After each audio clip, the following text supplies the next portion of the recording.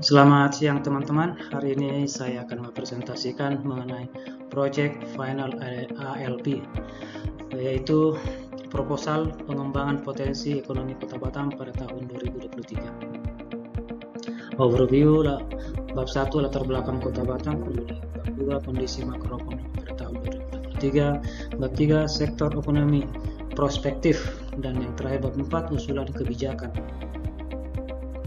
Latar belakang. Kota Batam terletak di Provinsi Kepulauan Riau, merupakan salah satu kota yang memiliki peran strategis dalam perekonomian Indonesia, terutama di sektor industri, perdagangan, dan jasa, dan saat ini sudah merambah ke sektor pariwisata juga. Lokasi yang terletak di jalur pelayaran internasional, yaitu Selat Malaka, menjadikan Batam sebagai salah satu pusat kegiatan ekonomi dengan akses mudah ke Singapura dan Malaysia. Sejak ditetapkan sebagai kawasan perdagangan bebas dan pelabuhan bebas atau FTZ, pertumbuhan ekonomi Kota Batam berkembang sangat pesat, didorong oleh sektor manufaktur, ekspor impor, serta sektor pariwisata dan properti. Kondisi makroekonomi Kota Batam pada tahun 2023, 5 tahun terakhir sejak 2015 sampai tahun 2023, Kota Batam mengalami peningkatan yang sangat pesat, kecuali pada tahun 2020 karena dampak dari COVID-19.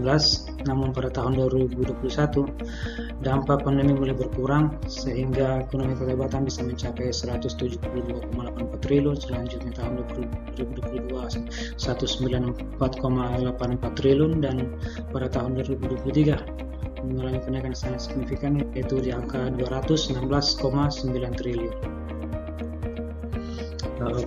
Pertumbuhan ekonomi di Batam meroket di atas 7%.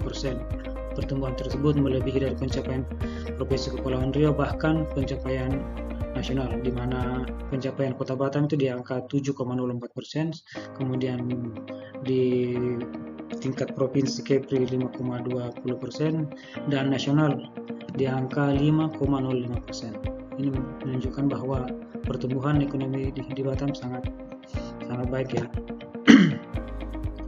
Kemudian sektor ekonomi prospektif di Kota Batam di tahun 2023 saya kategorikan di dua bagian. Untuk industri unggul untuk PME yang dikembangkan di Kota Batam itu yaitu industri logam mesin ada 109 perusahaan, kemudian kulit, karet, plastik, dan kemasan itu ada 85 perusahaan, elektronik dan elektronika di 77 perusahaan, perkapalan dan penunjang 66 perusahaan, migas dan penunjang itu ada di angka 39 perusahaan. Sementara untuk di industri penanaman modal dalam negeri, jasa transportasi ada 184 perusahaan, jasa industri dan konstruksi 106 perusahaan, industri logam dan mesin 85 perusahaan, jasa industri 85 perusahaan, industri perkapalan dan penunjang 72 perusahaan. Sektor ekonomi yang memiliki potensi besar untuk dikembangkan dan dimanfaatkan oleh para pelaku UMKM di Kota Batam itu meliputi transportasi, jasa penyedia akomodasi, serta makanan dan minuman. Sektor-sektor ini yang memberikan kontribusi besar utama terhadap pertumbuhan ekonomi tertinggi di Batam pada tahun 2023, yaitu di sektor pariwisata ya.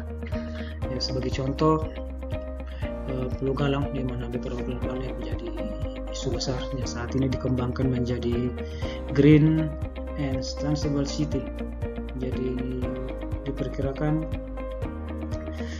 nilai investasinya itu mencapai 361 triliun dan penyerapan tenaga kerja sekitar 306.000 orang. Jadi untuk pemanfaatan UMKM sangat besar di bidang pariwisata. Kemudian usulan kebijakan untuk meningkatkan PDRB dan mengoptimalkan sektor potensial Batam perlu menerapkan diversifikasi ekonomi, terutama pada sektor teknologi, informasi, jasa keuangan, dan UMKM.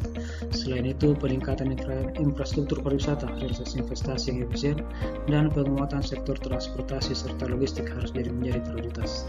Coba kita perhatikan di tabel berikut. Jadi sektor pariwisata itu memang besar peluangnya, yaitu di penyedia makanan, jasa informasi, transportasi, serta konstruksi.